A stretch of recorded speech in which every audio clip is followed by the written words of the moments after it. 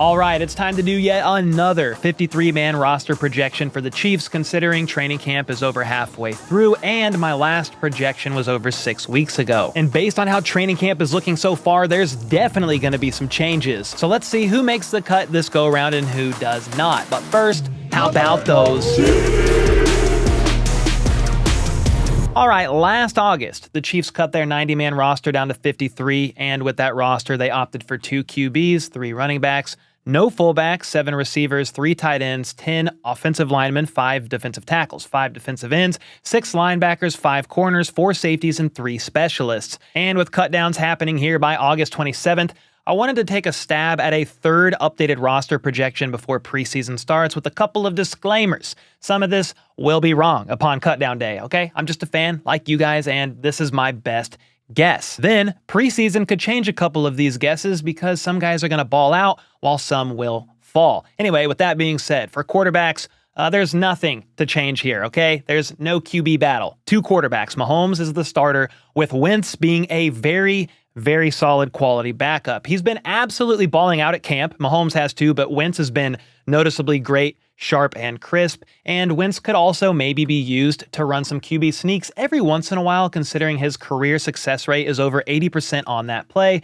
It may not happen, but you never know. Now, I've had 3 running backs making the roster since my first projection, which was right after the draft, and I'm actually going to make the difficult decision to add a 4th running back this go-around at the cost of a tight end. More on the tight ends in a moment, but hear me out. Initially, I had LaMichael Pirine making the roster as RB3, but he got waived months ago. Then, my bit of a hot take prediction in my last projection back in June was that we'd see the return of Jerick McKinnon or some other veteran running back added by cutdown day. And well, I guess that could still happen, maybe, with each passing day of training camp and no veteran indeed getting added. I really do think it's looking to be Isaiah Pacheco, Clyde Edwards-Helaire, and Deneric Prince as the main 3 running backs this year. Deneric Prince has pretty much exclusively gotten reps with the ones immediately after Isaiah Pacheco all camp long, and that RB2 or RB3 spot is currently his to lose. Keontae Ingram could maybe sneak in there, but that would involve him having some absolutely incredible preseason performances, with Prince soiling his joggers during his attempts. Then, I'm going to add a 4th running back, or if you want to say fullback, gonna add one of those. Yes, I'm gonna take the running back fullback hybrid Carson Steele at this point, saying he makes the 53-man roster. He's been rising at camp, even getting some work in with the first team offense, and is being worked in as a running back, fullback, and even tight end at times. He's clearly impressed Andy Reid, basically being nearly the size of a fullback, but also has the speed and quickness of a running back. He's also reportedly doing well in pass protection and then can catch passes out of the backfield. All that is great, but if I'm going to be honest, another reason why, or maybe a big reason why I added Carson Steele to the 53-man roster also has to do with the reliability, the questionable reliability of Clyde Edwards-Helaire to play a full season.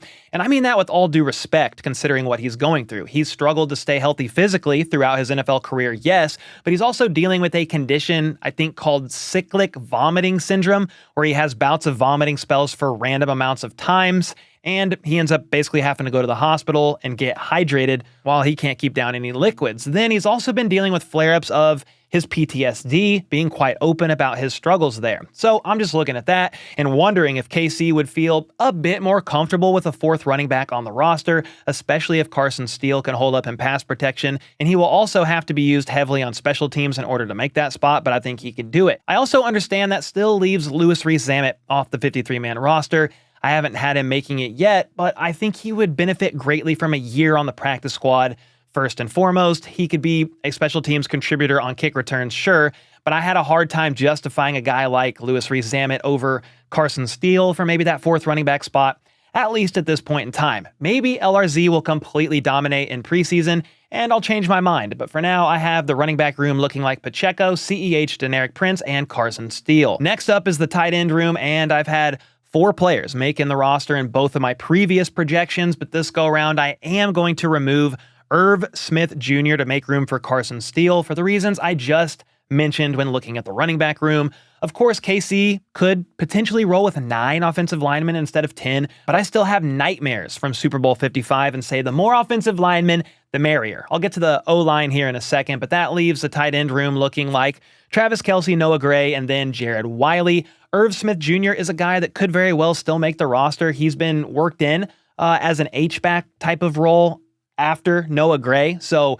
he could maybe take over that role instead of Carson Steele, especially if the coaching staff also wants the tight end room to be a bit more filled up with the thought of managing Kelce's overall snap count from time to time, given he's going to be, 35, 36 years old this year. But right now, between Kelce, Gray, and Wiley, the room looks pretty good, so Irv Smith Jr. is going to be the odd man out for me. Now, for the offensive line, again, the Chiefs could maybe roll with 9 here and be able to keep 4 running backs as well as 4 tight ends, or even 7 receivers, though I have them going with 6. Wide receivers are next, so for now, I'm going to keep the offensive line as I've had it since my first roster projection video. 10 offensive linemen, just like they had last year on the initial 53, and those 10 players, starting with the 5 starters, are left tackle, Kingsley Suamataia; left guard, Joe Thuney, who should, in theory, be healthy and ready to go by the start of the season; center, Creed Humphrey; right guard, Trey Smith; and right tackle, Jawan Taylor. I've been hedging my bets on Kingsley being the starting left tackle basically since he was drafted, over even Wanye Morris if the team didn't bring in a veteran left tackle like Donovan Smith. And while it's still not too late to do that, just like the running back room, the longer camp goes on with no veteran being added, the higher the likelihood KC opts to go with somebody currently on the roster. So for me, that's Kingsley Suamataia, who has so far been given the nod over Wanye in nearly every single padded practice. Now, outside of those 5 starters on the O-line, the next 5 I'm having the Chiefs select are offensive tackles, Lucas Niang and Wanye Morris; then offensive linemen, Mike Caliendo, Hunter Norzad, and CJ Hansen. Niang is a solid backup tackle, as is Wanye in theory, given he's played both left and right tackle in college, though he was being worked in a little bit at the guard position, so some think Wanye could kick inside as a guard, but right now, swing tackle for me. Then, Caliendo seemed to be the next guy up for the guard spot, filling in for Thuney all offseason long, OTAs, and training camp. And then Norzad can play anywhere along the interior and even right tackle. He played every spot on the O-line previously, aside from the left tackle spot. So he's like your Swiss Army guy. You can plug and play him almost anywhere along the line.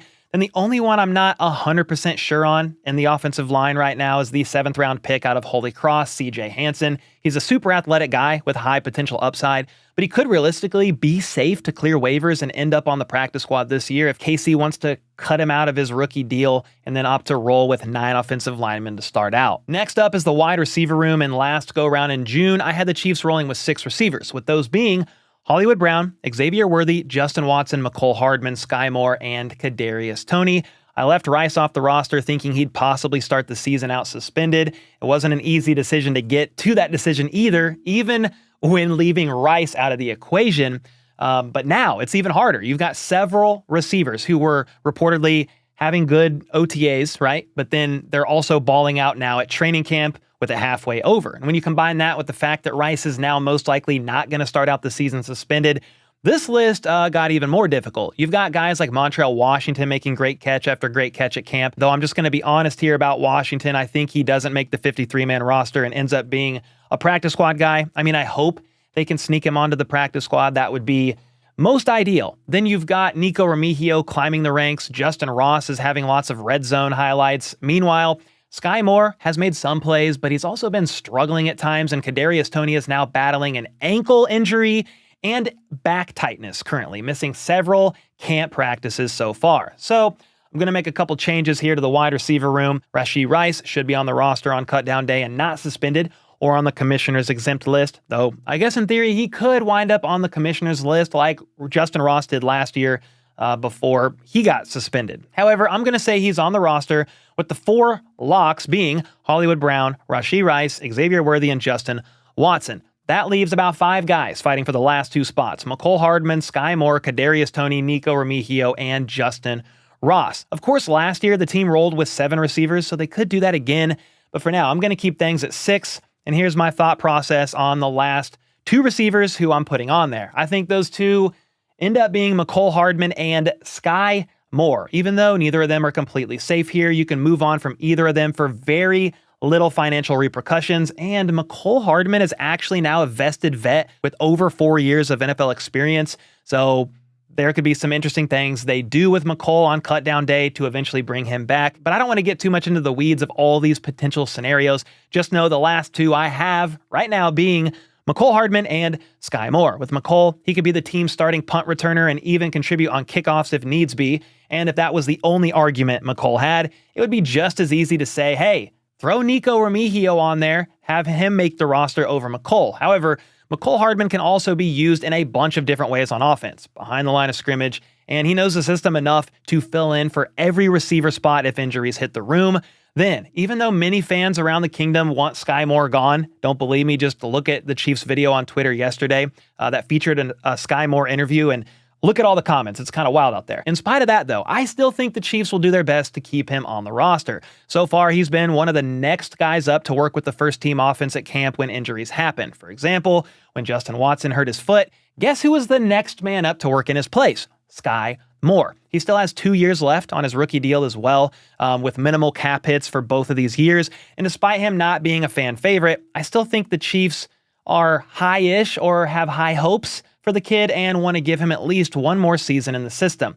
After all, there have been some examples in the past of receivers who clearly improve after their first couple of years in the league, so hey, maybe that could be Sky. I've also seen some say Sky won't make the roster because he'll end up being traded for a late-round pick, and yeah, that could possibly happen, but it's impossible to know for sure. There's a lot of variables that would need to play out for that to happen, such as a team needing someone with Sky Moore's particular skill set due to maybe injuries that happen in their room throughout preseason. They'd also need to believe Sky has maybe more in him than his first 2 years in the league have shown. But again, having a guy with 2 years left on his rookie deal could be enticing enough. If that happened, I'd probably say Kadarius Toney makes the roster. But the reason I'm taking him off this 53-man roster projection at this point in time is because, once again, this guy has just shown he struggles staying healthy. He's an athletic freak of nature, to be sure, maybe the most athletic guy in the wide receiver room, and the Chiefs would have to eat $2.5 million in dead money to move on from him.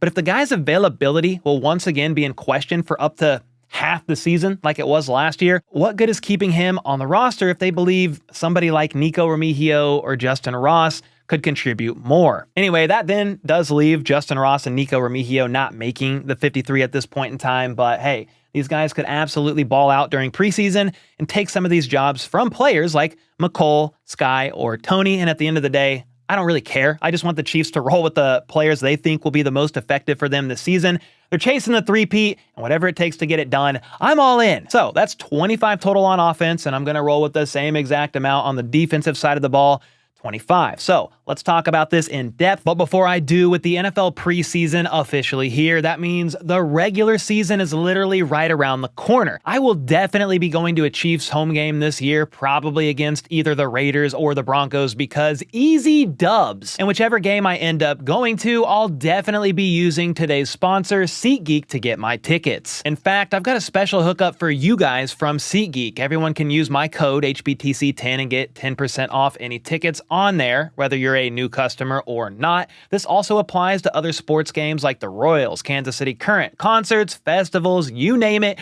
Code HBTC10 is gonna get it done. Each ticket is rated on a scale of 1 to 10, so you know if you are getting a good deal. So look for the green dots. Green means good, red means bad. So hey, take out your phone, open the SeatGeek app, and add code HBTC10 to your account ASAP, because this offer is only available for a limited time. Lastly, it doesn't matter how many times you've bought tickets using SeatGeek before, because code HBTC10 is going to get you 10% off your next order regardless. All right, let's start with the defensive side of the ball, defensive tackles. First, I'm going to be rolling with 5 defensive tackles this go-around instead of 4, with those being Chris Jones, Turk Wharton, Derek Nottie, Neil Farrell Jr., and Mike Pennell. The 5th addition to this is, in fact, Big Mike Pennell, and the reason for this is because, according to reports at camp, he's looked very good out there and may have just earned a spot on the 53-man roster because of it. He turned 33 years old, but the old trusty vet has shown he still has some gas left in the tank. Now, for defensive ends, things are still looking the same there, with B.J. Thompson's status still up in the air due to the health scare he sustained back in June, and those same 5 defensive ends that I'm going with this go-around are George Karlaftis, Mike Dana, Felix Anudike-Uzomah, Truman Jones, and Malik Herring. Charles Omenihu will start out the regular season on the PUP list and won't count towards the 53-man roster, so he, of course, is off the list for now. But once Omenihu returns, we shall see what they decide to do there. Then for linebackers, I'm actually going to go from 6, like I had back in June, to 5, and the reason for that is because I added a 5th defensive tackle, and you got to remove somebody somewhere. Part of me, though, wouldn't be surprised if the team opted to go with 6, considering Nick Bolton is still nursing that elbow injury on his left arm.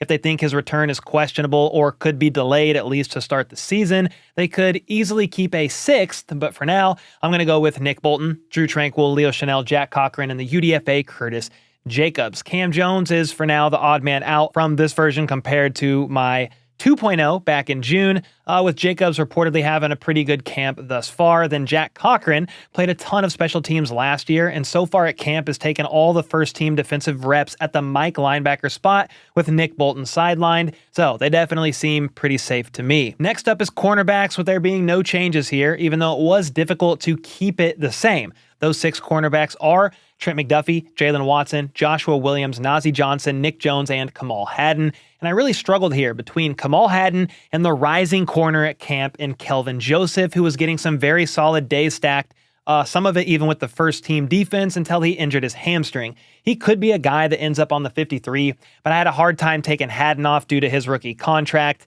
But as we know, rookie contracts aren't everything, and Kelvin Joseph could have made enough of an impact to impress the coaches and get him on the roster. We'll see how preseason shakes out. He's not playing in game 1, but there is a couple more after that. Now for the safety room, I'm still rolling with 4 of them out there like last time, with those being Justin Reed, Brian Cook, Chamari Connor, and Jaden Hicks being the 4.